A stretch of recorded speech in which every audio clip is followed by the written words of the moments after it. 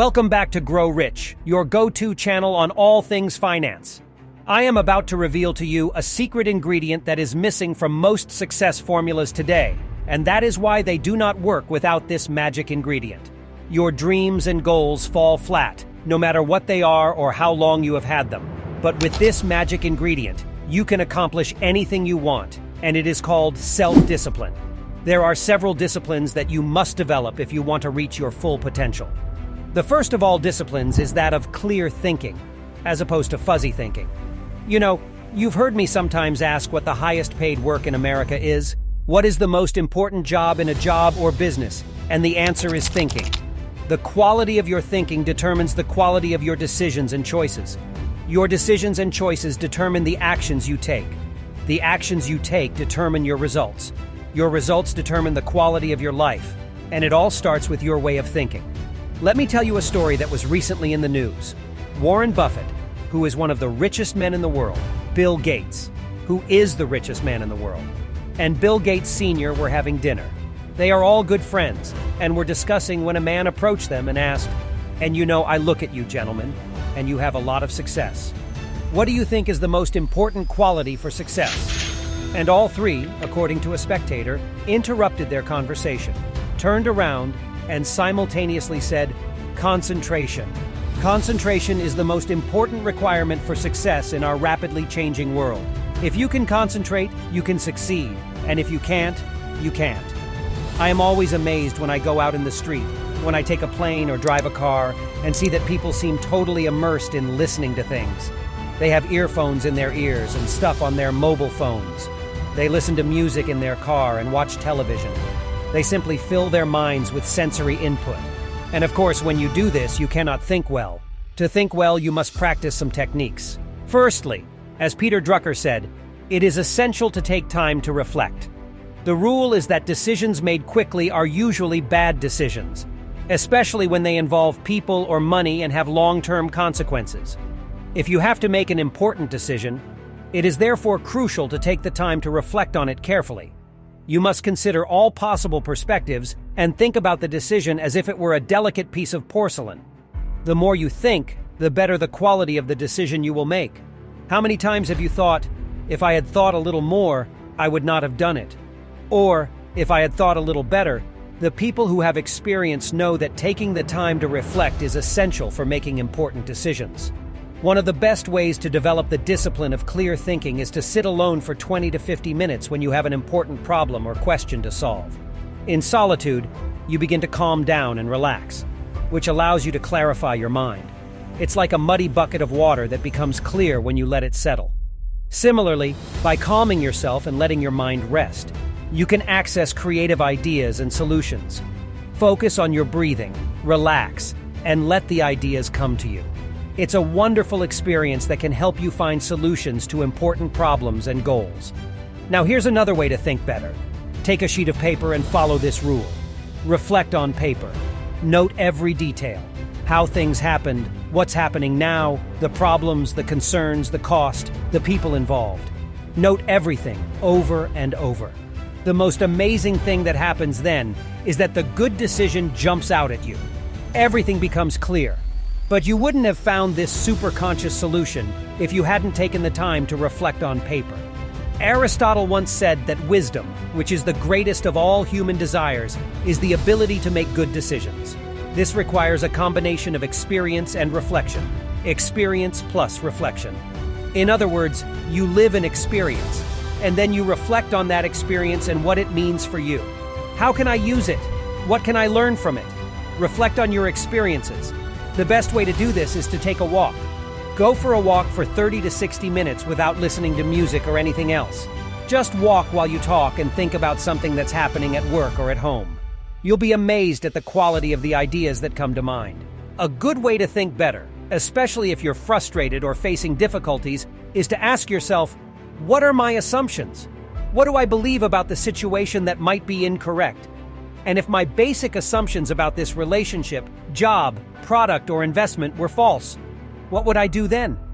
Here's the key to good thinking. Be open to doing something completely different. Be open to admitting that you might be wrong and doing something completely different. This opens up your mind and perspective so you can see all sorts of possibilities that you may not have seen before. So the first discipline for thinking clearly is the discipline practiced by the most successful, happiest, and richest people in our society. The second great discipline is daily goal setting. Write down your goals. If you don't write them down, they're not goals. They're simply wishes. And make them very specific and clear. Rewrite your major goals every morning in the first person singular, as if they were already achieved. For example, if your goal is to earn $25,000 per year, write every morning that I earn $25,000 per year.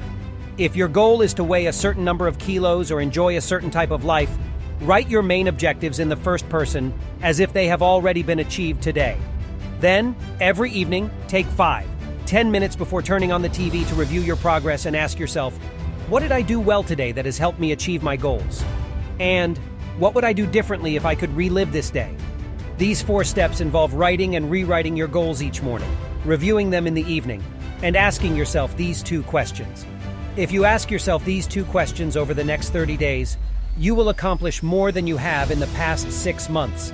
By writing your goals, you program them into your subconscious mind, which creates a vibration in your brain that attracts people and circumstances that harmonize with your dominant thoughts.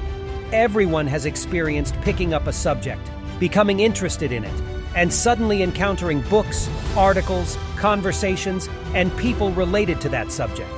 This is the law of attraction at work, and you're training your mind to attract those things that you want out of life.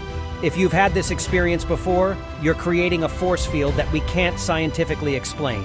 But it is a field of vibration that emanates from you and attracts into your life everything you need to achieve your dominant goals. I promise you this. If you do this for 21 days, your entire life will change. You will see amazing changes. At every seminar, people come up to me and say, "It was incredible. I started writing my goals every day. I achieved 8 of them in 6 months. I accomplished 5 in 1 week. I accomplished most of them in 12 months. It transformed my life."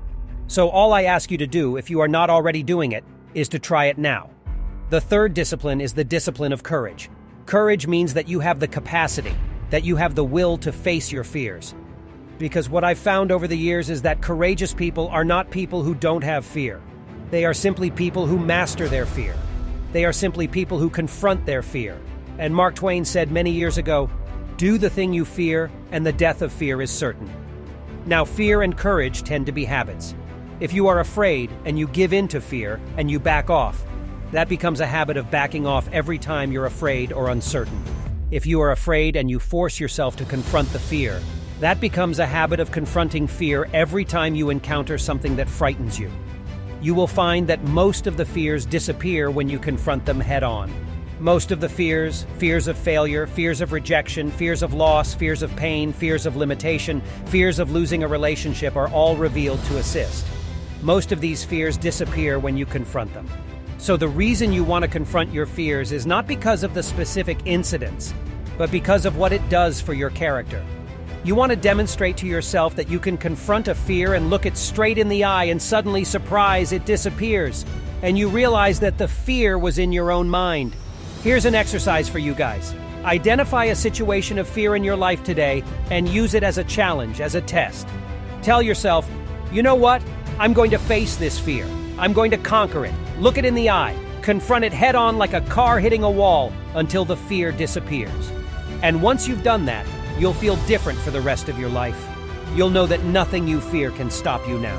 The fourth discipline is effective time management each day. The rule is that every minute spent planning saves 10 minutes at execution. So by taking the time to meticulously plan your day before starting, you can save at least 10 minutes for each minute of planning. Research suggests this can increase productivity by 25 to 50%, or even double it. To begin, create a list.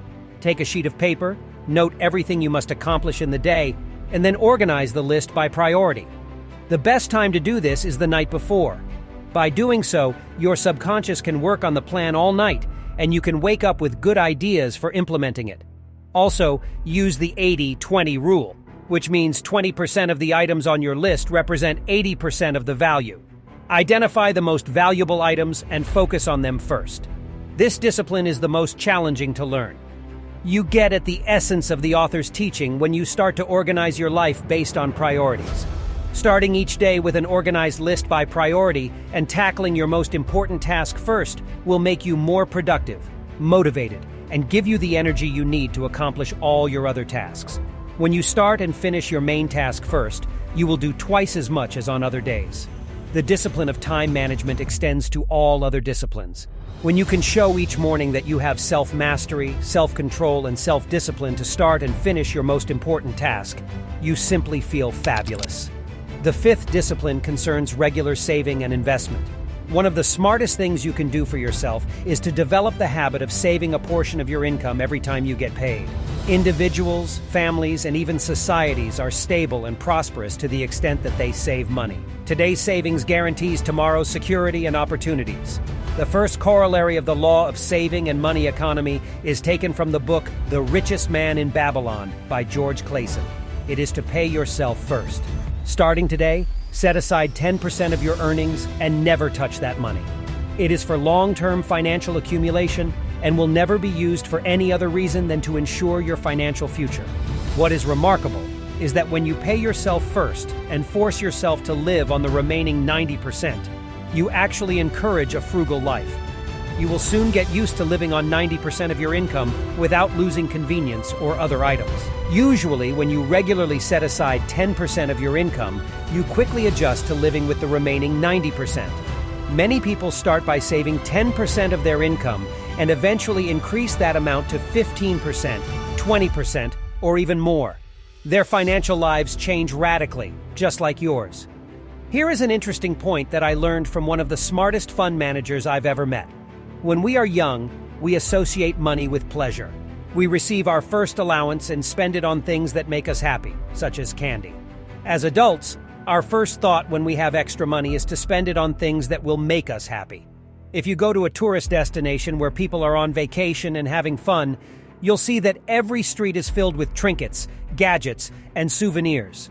People who are happy tend to associate the act of shopping with happiness. Unfortunately, this type of mindset can lead to financial struggles throughout life. What you need to do is to rewire your thinking.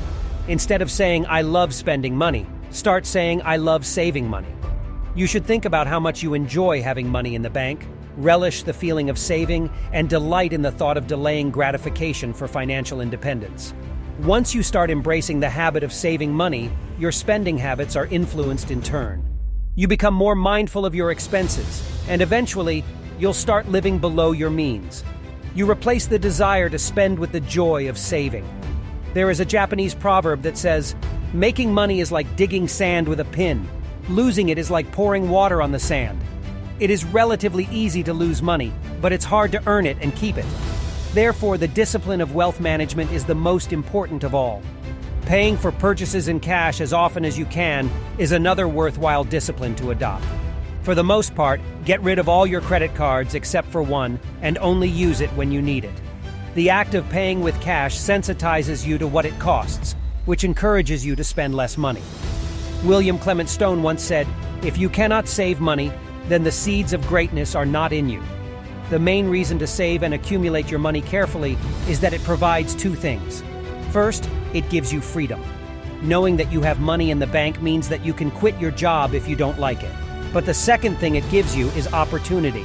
If an opportunity arises, you are ready to take advantage of it. You don't have to say, "I'm sorry, I don't have any money, I can't afford it, I'm broke."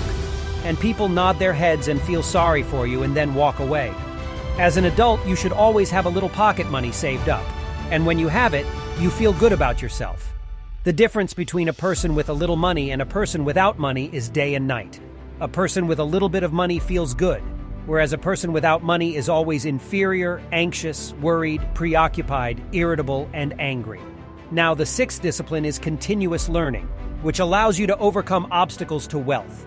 Personal development is the key skill of the 21st century. As Peter Drucker said, "Knowledge and skills are the keys to the 21st century, and the only skill that will be relevant in the 21st century is the ability to learn new skills, because practically everything you know becomes obsolete at a rapid pace."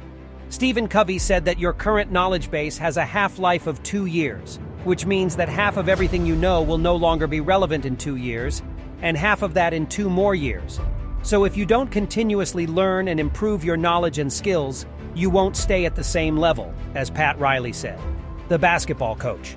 If you're not improving, you're deteriorating. If you're not constantly learning, you're actually falling behind. So here are the 3 keys to continuous learning. The first is to read in your field for 30 to 60 minutes a day. In other words, turn off the TV, the radio, put aside the newspaper, and simply read in your field. The best places to read are books. Read the best-selling books written by the people who have the most success in your field, because books contain a wealth of knowledge that can allow you to function at a much higher level and achieve much better results than you could achieve before. Over the years, countless people have said that reading an hour a day with doubled or tripled their income within a year. The second thing you can do is to take every course you can. The courses and seminars offered in your field and taught by professionals are courses that have been developed for years and years. They have been tested and tested and tested. The person speaking to you for several hours has spent thousands of hours learning his subject. He has tested it dry or tested it with thousands of other people. When you take a course, you can learn in 1 or 2 days more information than you could learn in 2 or 3 years or even a lifetime, all distilled and put together. People say, I can't afford to take a course. You can't afford not to buy books. You can't afford not to go to courses. The third way to improve your skills is to listen to audio programs in your car. Here's an interesting point. The more you commit to becoming the best person possible, the more you appreciate and respect yourself, and the more energy you have. The more ambitious goals you set for yourself, the more you persist in investing in yourself, and the more you improve your skills by reading and learning, the more you say to yourself, wow, I am a person with a great future, and it's up to me to maximize my potential. Your self-esteem increases, your self-respect increases, your sense of personal pride increases, and you begin to be promoted and paid more in all areas of your life. The 7th discipline is working hard. Nothing can help you more than developing a reputation for being a hard worker. In studies of self-made millionaires, they have said, I didn't have a better education, better talent, or more knowledge, but I was willing to work harder than anyone else. Most self-made millionaires work 60 to 70 hours a week for 5, 10, or 15 years before they succeed. Most other people try to get by working 5 days a week, but don't work very hard during those 5 days. Interestingly, Thomas Jefferson once said, "Do you believe in luck?" When asked, he answered, "Yes," and added, "I believe in luck, and the harder I work, the luckier I get." The harder you work, the more chances you have, the more opportunities you have, the more doors open to you, and the more opportunities you see. There is a current trend in the United States to want to have fun at work. But work is not supposed to be fun. Work is not a park or a playground. Work is not school. Work is work. You go to work. Don't worry about having fun. Have fun later, knowing that you have done an excellent job and accomplished many things. Finally, work 1 more hour.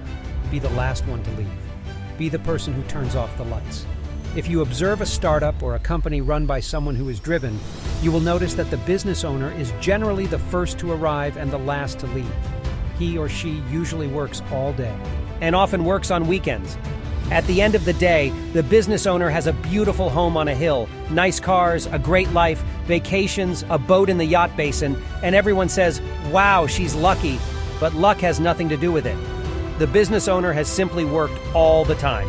If you work 3 hours more, start earlier, work harder, or stay longer, you will add 6 hours of productive work to your day.